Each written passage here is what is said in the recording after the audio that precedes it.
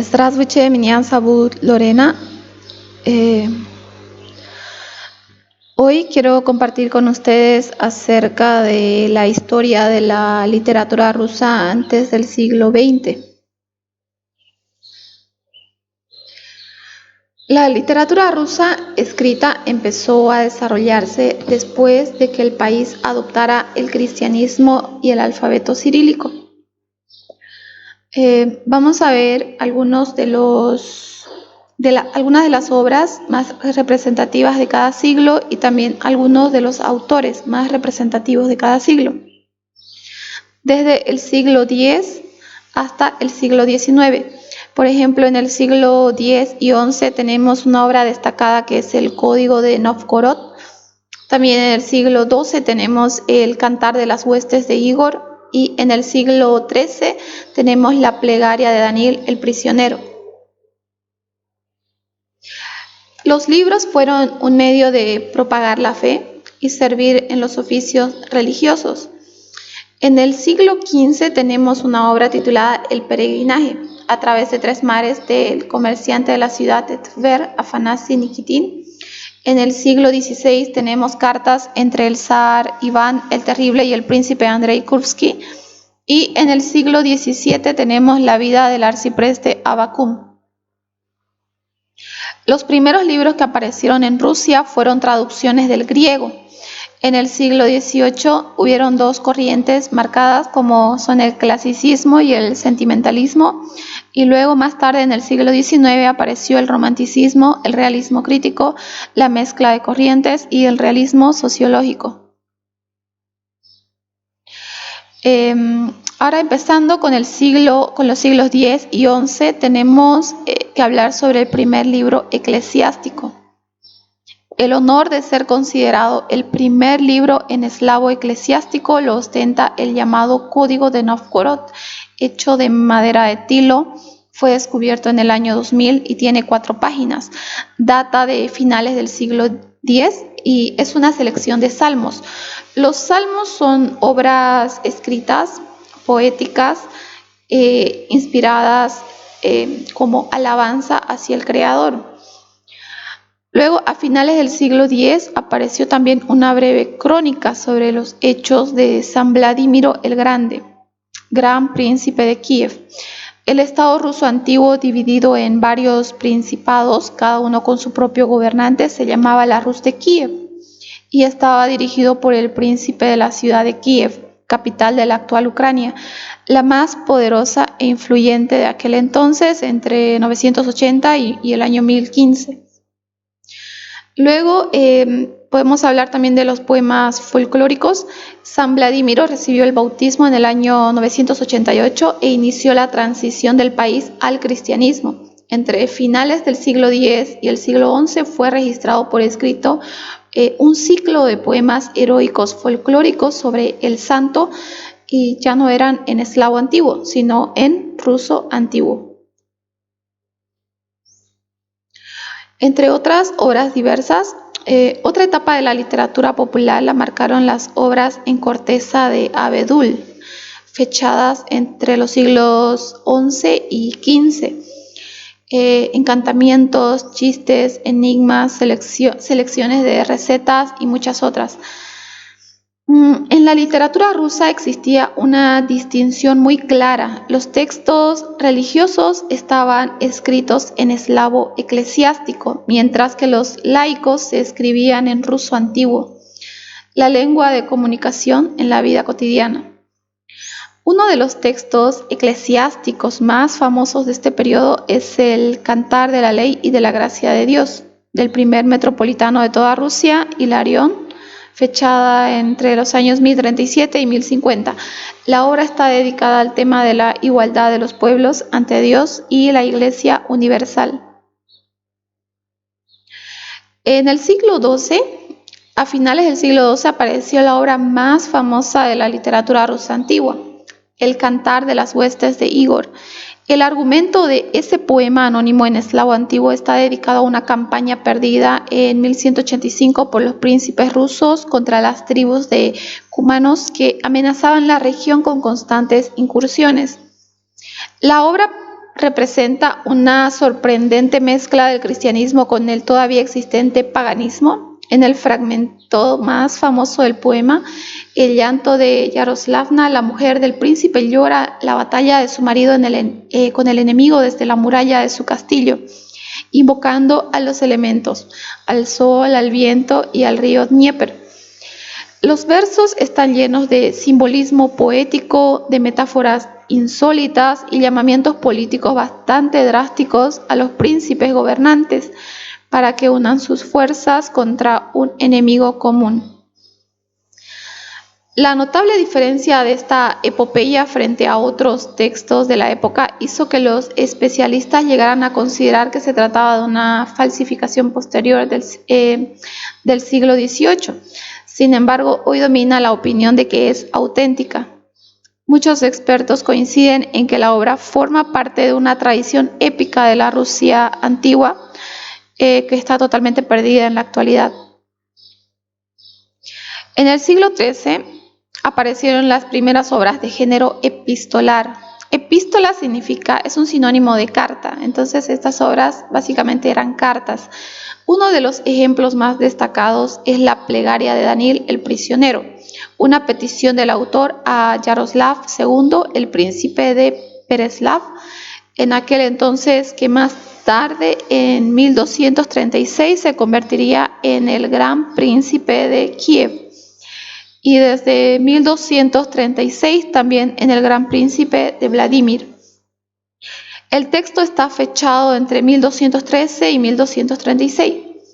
Combina citas de la Biblia y crónicas de la época con elementos de la lengua oral y sátiras contra los nobles y las autoridades eclesiásticas. No se dispone de datos biográficos acerca del autor, pero una de las versiones populares afirma que Daniel fue un exiliado o un recluso que se dirigía al príncipe en busca de ayuda. Más tarde, en el siglo XV, se caracterizó este siglo por un fuerte desarrollo del género de peregrinajes, descripciones más solemnes en eslavo antiguo de viajes a lugares santos. ¿No? Fue en el siglo XV cuando apareció la primera obra laica de este tipo, el peregrinaje a través de 3 mares del comerciante de la ciudad de Tver, Afanasi Nikitin. Afanasi fue un mercader que entre 1466 y 1474 emprendió un viaje a la India. Sin embargo, su expedición no le trajo ningún éxito comercial, con lo cual no tuvo recursos para regresar a casa. Finalmente eligió un camino de vuelta a través de Persia, Somalia, Omán y Turquía. Sin embargo, jamás consiguió volver a ver su hogar. Murió en el camino, en la ciudad de Smolensk, que en aquel entonces pertenecía al Gran Ducado de Lituania. Todas las aventuras y los países que visitó los describió en un diario que llevaba consigo, que luego llegó a manos de un funcionario de Moscú y su texto se registró. En el siglo XVI, en los siglos XV y XVI, en la literatura rusa siguió desarrollándose el género epistolar. De hecho, el siglo XVI está marcado por una obra maestra de este tipo: Cartas entre el zar Iván el Terrible y el príncipe Andrei Kurbsky, un exiliado que obtuvo la fama de ser el primer disidente ruso al escapar de las represalias del zar a Lituania, parte del imperio polaco de aquel entonces. Hoy en día se conocen 5 cartas, 2 de Iván IV y 3 de Kurbsky. Los temas principales son cuestiones sobre el poder eclesiástico en el país y el carácter de la monarquía. El príncipe argumentaba a favor de limitar la monarquía y de aumentar el papel de los nobles en la dirección del Estado, mientras que el zar declaraba el poder absoluto como única opción.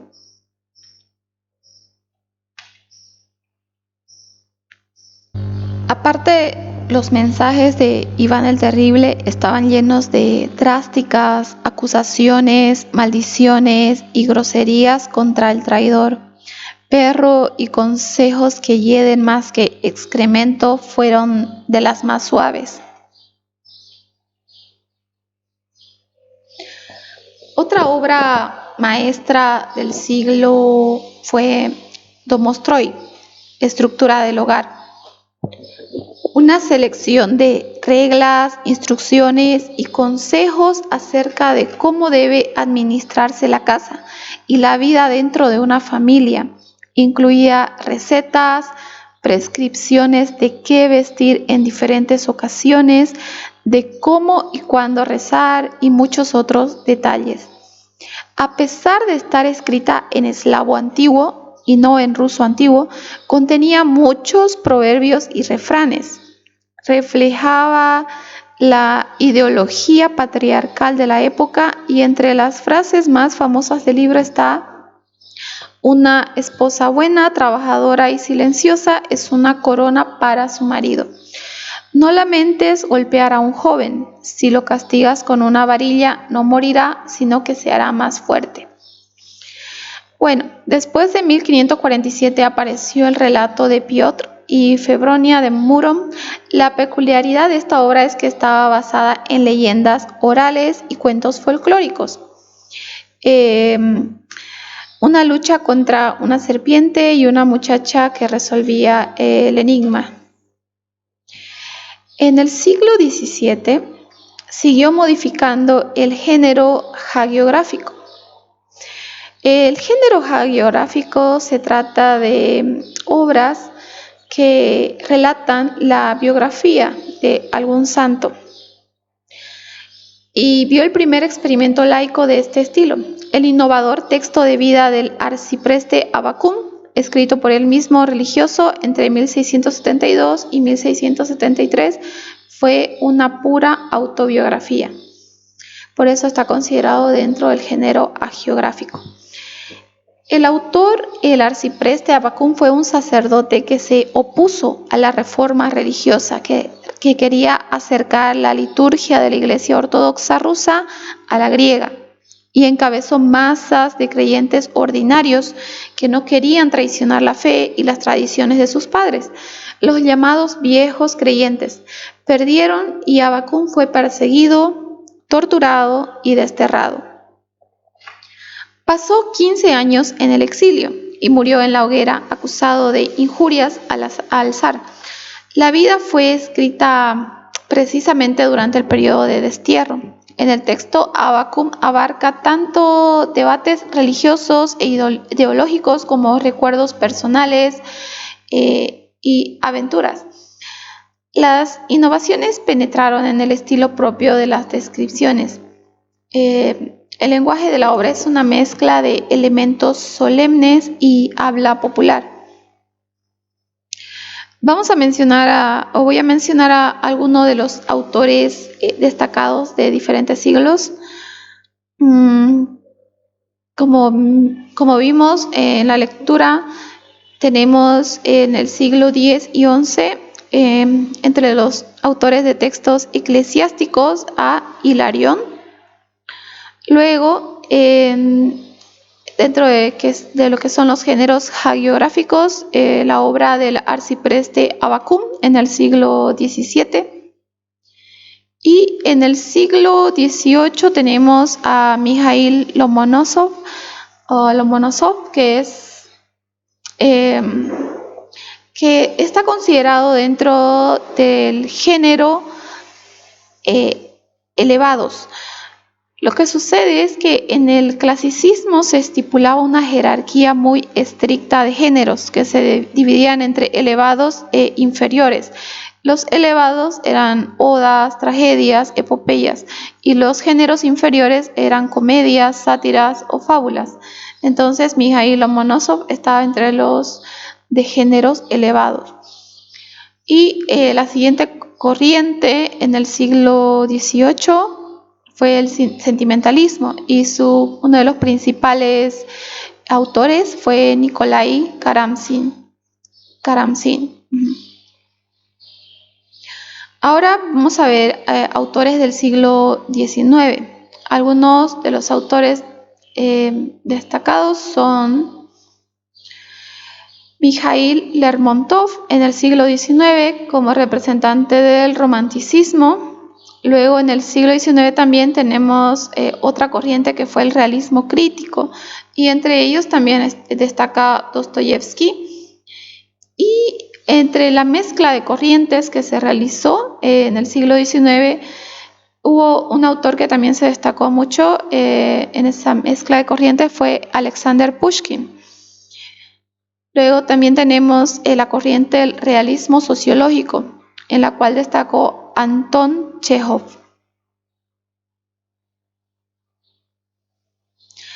En el siglo XVIII empezó a desarrollarse muy rápidamente la lengua literaria propiamente rusa, mientras que los ámbitos de uso del eslavo eclesiástico se fueron reduciendo. Y aparecieron estas dos corrientes, ¿no? El clasicismo y el sentimentalismo. Durante el siglo XVIII en la literatura rusa reinó el clasicismo. La corriente presuponía que una obra literaria debía componerse en conformidad con unas reglas estrictas, reflejando así la estructura armónica del universo. En cuanto al sentimentalismo, a finales del siglo XVIII e inicios del siglo XIX, la literatura rusa adopta las ideas del sentimentalismo, corriente que apareció en Europa en 1720 a raíz del llamamiento de Jean-Jacques Rousseau, que pedía, ¿no?, aproximarse a la naturaleza. Bueno, dentro del clasicismo habían tres principios básicos para ser considerada una obra clásica, y son la unidad de acción, la unidad de lugar y la unidad del tiempo. La unidad de acción, la línea del argumento debe ser única, las demás se minimizan. En cuanto a la unidad del lugar, la acción no se traslada en el espacio. Y en la unidad de tiempo, la acción de la obra no debe durar más de 24 horas. Estos serán los tres principios básicos para ser considerada una obra clásica.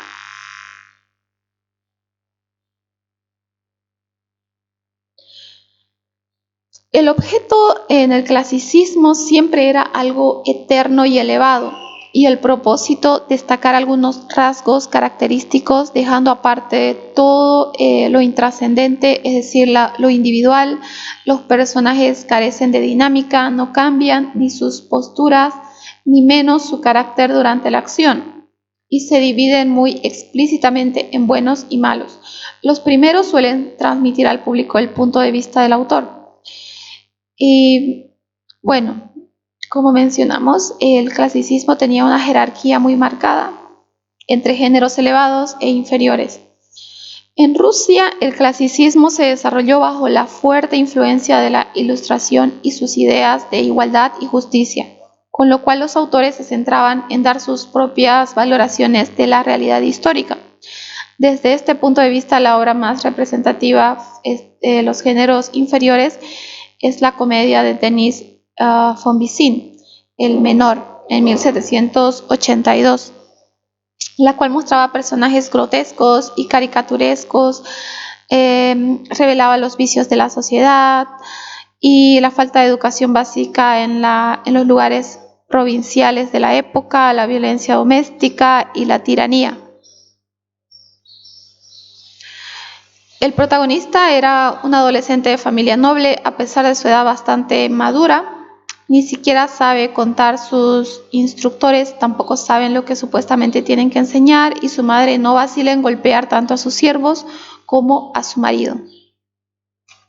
Lomonosov con sus odas. Lomonosov era un astrónomo, químico y físico ruso que además formuló las leyes del clasicismo originado en Francia para la literatura rusa y sistematizó elementos de diferentes estilos funcionales, del estilo hablado, del estilo comercial y jurídico y del estilo altolibresco.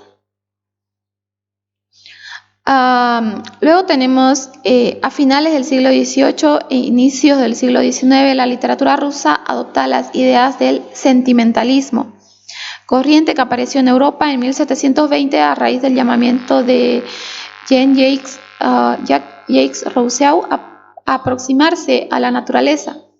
El sentimentalismo ruso se caracteriza por una aproximación muy subjetiva a la realidad, al culto a las emociones, a la naturaleza, a la pureza innata, defiende la riqueza espiritual y la ausencia de vicios en los representantes del estado llano. La obra más famosa del género es Pobre Lisa, en 1792, de Nikolai Karamzin.